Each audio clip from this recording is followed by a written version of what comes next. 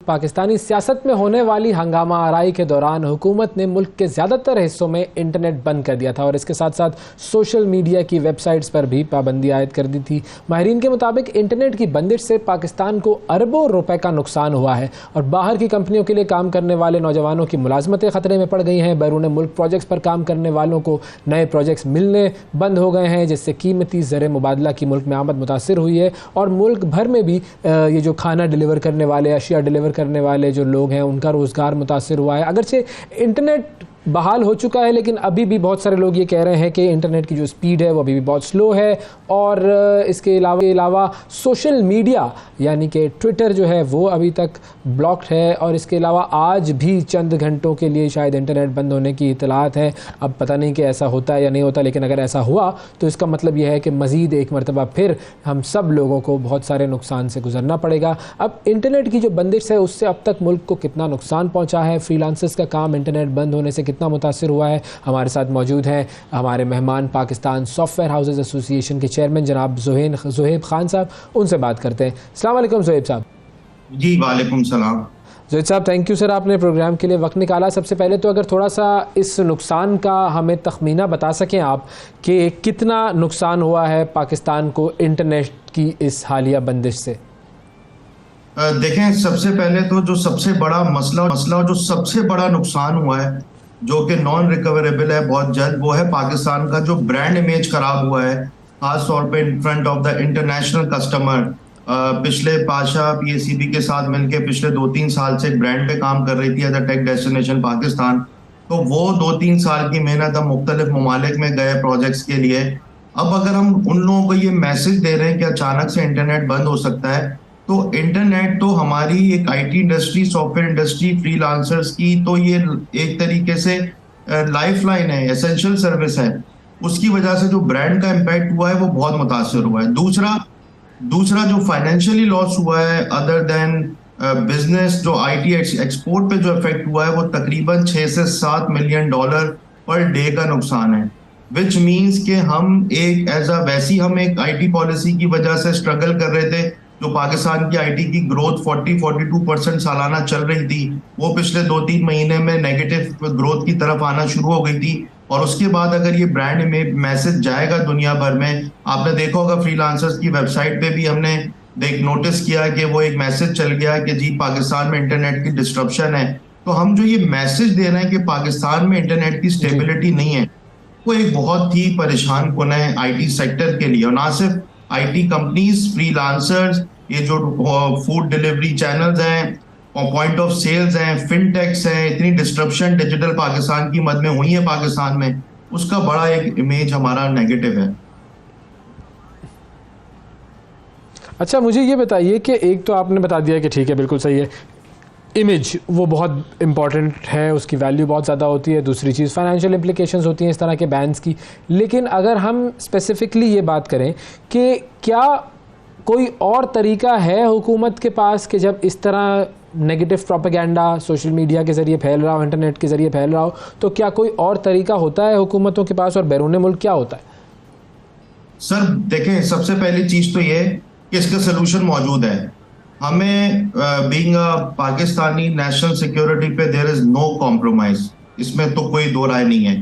But PTA को facilitate करना चाहिए ना आईटी सेक्टर को, उनको ऐसे सॉफ्टवेयर अपनाने चाहिए। मैं आपको एग्जांपल देता हूँ, फर्स्ट हैंड इन्फॉर्मेशन, कि मैं एक प्राइवेट एयरलाइन से पाकिस्तान आ रहा था, व्हाट्सएप यूज कर रहा था, उनका मैंने लिमिटेड पैकेज हासिल किया हुआ था। व्हाट्सएप के जरिए मैं सिर्फ टेक्स्ट पे बात कर पा रहा था, वीडियो, ऑडियो नोट या कोई फोटो शेयर नहीं कर सकता था। इसका मतलब सॉफ्टवेयर दुनिया में मौजूद है। पीटीए को फैसिलिटेट करना चाहिए और आईटी सेक्टर को व्हाइट लिस्ट कर देना चाहिए। हमने देखा है पहले भी डिफरेंट रिलीजियस टाइम पे इलाकों में इंटरनेट बंद हुआ है। हमारे पास सबसे पहले तो एक पॉलिसी, एक लॉ होना चाहिए, और सेकेंडली आईटी सेक्टर फ्रीलांसर्स को इससे बिल्कुल व्हाइट लिस्ट कर देना चाहिए, ताकि हमारे कॉल सेंटर्स हैं, ऑडियोज हैं, इस किस्म की चीजें वो एग्जीक्यूट नहीं हो पाएंगी। तो हम क्या, आपको मैं बताऊं, being association chairman, I got multiple calls के हमारे 2-3 मेंबर कंपनीज के कॉन्ट्रैक्ट लूज हुए हैं। क्या मैसेज दे रहे हैं हम दुनिया भर में? तो इसकी फैसिलिटेशन होनी चाहिए फ्रॉम द पीटीए साइड। ठीक, यानी कि आप ये कह रहे हैं कि ऐसे सॉफ्टवेयर्स मौजूद हैं कि जिसके वजह से, जिसको इस्तेमाल करने से स्पेसिफिक मोड ऑफ कम्युनिकेशन जो है उसके ऊपर बंदिश लगाई जा सकती है, और इसलिए ये प्रॉब्लम ऐसा नहीं है कि सॉल्व ना हो सके कि आपने सारे सॉफ्टवेयर्स पर और पूरे इंटरनेट पर ही पाबंदी लगा देनी हो। एग्जैक्टली, बिल्कुल। फैसिलिटेशन, देखिए पीटीए का काम ही फैसिलिटेट करना है।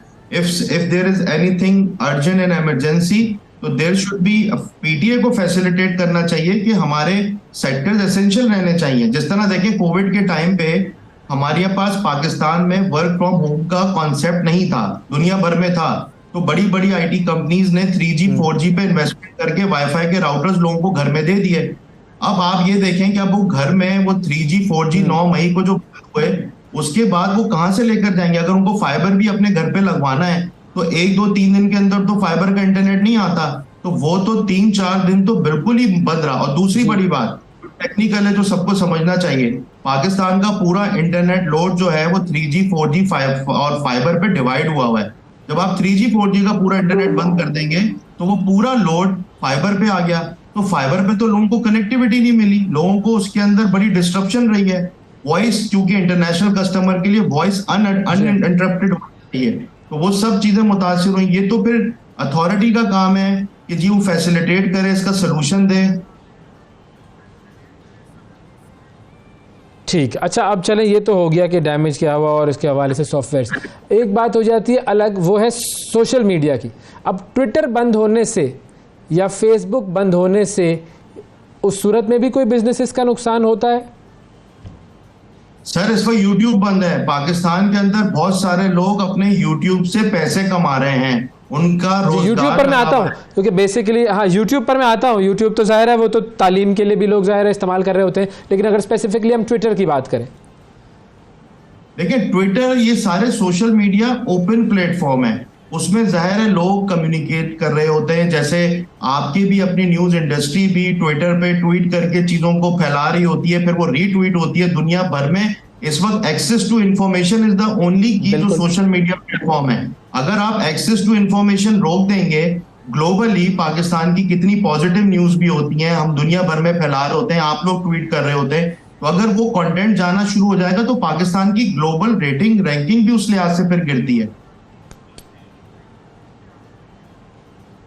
सही, यानी सोशल मीडिया प्लेटफॉर्म्स बंद करना भी एक नेगेटिव इमेज देता है पाकिस्तान को। अब आ जाते हैं यूट्यूब के ऊपर कि ज़ाहिर है यूट्यूब पर बहुत सारे लोग अपने चैनल्स चला रहे हैं, उससे काम भी कर रहे हैं, लोग सीख भी रहे हैं, तालीम भी हासिल कर रहे हैं। यूट्यूब पर एक फिनोमेना देखा हमने, वो ये कि मोबाइल पर तो शायद किसी भी तरीके से वो VPN वगैरह लगा के फिर भी एक्सेस हो जाता था यूट्यूब, लेकिन जो टेलीविज़न वाले जो डिवाइसेस हैं उसके ऊपर यूट्यूब एक्सेस नहीं हो रहा था। तो ये क्या कोई अलग टेक्नोलॉजी है? नहीं, देखें ज्यादातर टीवी चैनल जो है वो एंड्रॉइड प्लेटफॉर्म पे चलते हैं, और जो टेक्निकल लोग हैं जाहिर है वो अगर उनको VPN चलाना, रजिस्टर्ड VPN है, तो वो अपने उस एंड्रॉइड पे VPN इंस्टॉल करके भी चला सकते हैं। लेकिन टीवी के अंदर उमूमन लोग बटन दबा के, यूट्यूब का बटन होता है वो खोलते हैं। अब इस वक्त जाहिर है टीवी चैनल्स पे यूट्यूब इसीलिए नहीं चल रहा, और दूसरी बात चलने की वजह ये भी है कि जो 3G 4G का सारा लोड फाइबर पे आया, चूंकि यूट्यूब जैसे एरियाज जो है वो ज्यादा बैंडविड्थ कंज्यूम कर रहे होते हैं, और भी बाकी है नेटफ्लिक्स या बाकी वीडियो के चैनल्स, तो उसमें जाहिर है यूट्यूब एक बाकायदा एरर आ रहा है उसके अंदर। और आपने जो बात बड़ी अहम की, जिसपे लोगों की एजुकेशन के अलावा जो हमारे फ्रीलांसर्स हैं, यूथ है, पाकिस्तान की सबसे बड़ी यूथ है, वो तो जो अफोर्ड नहीं कर सकती पेड तालीम, वो तो बेचारे यूट्यूब पे वीडियो देख देख के लर्न करते हैं, उनके कोर्सेज चल रहे होते हैं। तो हम अपनी कल को तैयारी कर रहे हैं पाकिस्तान में IT की स्किल्स प्रोड्यूस करने का, तो इस किस्म की रुकावटें तो डेफिनेटली हर्ट करती हैं। अच्छा, अब अगर हम बात करें उन लोगों की जो कि इंटरनेट पर काम कर रहे हैं, फ्रीलांसर्स हैं, उनके पास ऐसी सूरत हाल में क्या ऑप्शन रह जाता है? अगर फॉर इंस्टेंस हुकूमत ने इंटरनेट बंद किया है, अब अदर वे राउंड क्या कर सकते हैं वो लोग? सर देखें, पाकिस्तान के अंदर, दुनिया भर में तो बड़ा कॉमन था, पाकिस्तान में इस वक्त IT फ्रीलांसर्स की आप बात करते हैं, IT professional work from home है, उनके, हमारे बिजनेसेस के पास तो जनरेटर भी होता है, UPS भी होता है। इन घरों में अगर केबल नेट भी है, फाइबर भी है और लाइट चली जाती है, तो वो तो अपना लैपटॉप उठा के किसी दोस्त के घर जाएंगे, किसी कैफे में जाएंगे, किसी को वर्किंग स्पेस में जाएंगे, तो उनके पास तो USB की डिवाइस इंटरनेट की होती है। तो कल को खुदा ना खास्ता इस तरीके से 3G 4G बंद हो जाएगा, तो मैं आपको बताऊं आईटी इंडस्ट्री में जो प्रोजेक्ट्स मिलते हैं ना, वो आपकी कंटिन्यू बेसिस पे मिलते हैं। अगर आपने एक दफा प्रोजेक्ट कोई खराब कर दिया या डिलीवर टाइम पे नहीं किया, तो उसकी 3 से 4 साल की मेहनत फ्रीलांसर की खत्म हो जाती है, गोरा दोबारा ट्रस्ट नहीं करता। तो एक ट्रस्ट की बुनियाद के लिए बहुत जरूरी है कि पाकिस्तान के अंदर जो आईटी इंफ्रास्ट्रक्चर हो वो एटलीस्ट हमारे इंडस्ट्री के लिए नॉन स्टॉप हो। सही। अच्छा, अब ये तो आपने चला इंडस्ट्री की बात की, बहुत सारी ऐसी ख़वातीन हैं जो कि घर बैठे खाना पकाने का काम करती हैं और मुख्तलिफ जो इंटरनेट प्लेटफॉर्म्स हैं, ऐप्स हैं, उनके ऊपर घर का पका हुआ खाना वो सेल कर रही होती हैं। उन बेचारों को भी बिल्कुल इंटरनेट नहीं मिलेगा, तो वो जो ख़वातीन घर में बैठी हुई काम कर रही हैं और शायद उनकी गुजर बसर बहुत सारी ख़वातीन की उसी चीज़ से हो रही है, उनको तो आपने वो डेली का जो रिस्क है, उनका जो रोज़ी रोटी है, उनसे भी महरूम कर दिया। अच्छा, अब चूँकि ये सारी सूरत हाल हुई है, बहुत सारे लोगों का नुकसान हुआ है, क्या पाकिस्तान की आईटी इंडस्ट्री में काम करने वाले लोगों के पास कोई लीगल ऑप्शन है कि जिससे वो मुकदमा कर सकें, कोई हुकूमत से रिक्वेस्ट कर सकें, कोई कोर्ट जा सकें कि हमारा इतना नुकसान हुआ है और हमें कॉम्पनसेट किया जाए? जी बिल्कुल, देखिए लाहौर हाई कोर्ट में तो पिटिशन दायर हुई है, आई थिंक उनको डेट दी गई है फॉर द हियरिंग। बट इस वक्त Pasha being and software association we are also considering कि हम लीगल एस्पेक्ट देख रहे हैं, ताकि मकसद सिर्फ ये है कि कोई लीगल फ्रेमवर्क बन सके, कोई पॉलिसी बन सके, हमारी इंडस्ट्री को कोई वाइट लिस्ट करने के लिए कोई परमानेंटली ऐसी चीज कर सके। अव्वल तो ये होना चाहिए, होना नहीं चाहिए इंटरनेट बंद, लेकिन अगर खुदा ना खास्ता ऐसा होता है तो एटलीस्ट हमारा sector, IT industry, freelancers, call centre इस चीज के साथ बिल्कुल ही एग्जेम्प्टेड हो। बहुत शुक्रिया अदा करेंगे। ज़ुएब खान हमारे साथ मौजूद थे, पाकिस्तान सॉफ्टवेयर हाउसेज एसोसिएशन के चेयरमैन, और बात हो रही थी कि इंटरनेट की बंदिश से पाकिस्तान में सॉफ्टवेयर का काम करने वालों को, टेक्नोलॉजी का काम करने वालों को और फ्रीलांसर्स को कितना ज़्यादा नुकसान हुआ है।